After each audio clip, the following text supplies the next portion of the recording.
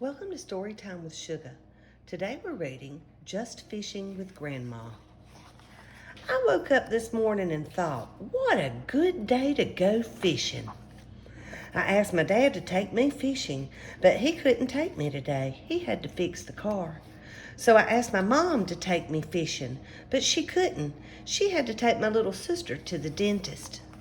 So I asked my grandpa to take me fishing. He couldn't take me today either. He had to weed the garden. I was mad. I guess nobody can take me fishing, I said.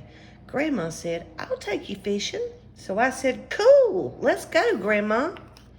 We got out the fishing poles, but they were just a little tangled up. We need worms, Grandma, I said. Let's dig.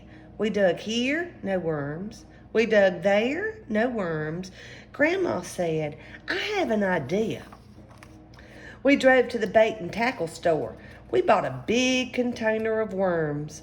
For a special treat, Grandma bought a new rod and reel for me since the others were all messed up. Then we drove to Lake Pukatuki. We found a great place to fish. Grandma helped me put a worm on my hook. I know how, though. Grandma was just afraid I might stick myself. Our fishing lines kept getting tangled in the tree branches, and besides, we weren't catching any fish.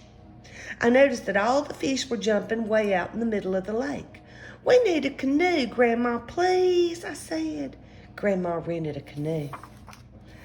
Finally, we were out with the big fish. Fish were jumping everywhere. I caught a big one, but I guess I wasn't holding on tight enough because that fish stole my new rod and reel. I didn't even cry, but Grandma let me use hers. Then a big dark cloud covered the sky. It started to rain. It rained hard, but we can't leave now, I said. We haven't caught any fish. By the time we paddled ashore, the rain had stopped, but we were both soaking wet. We went to the snack bar and ordered their special fish fillet sandwich with wiggly fries.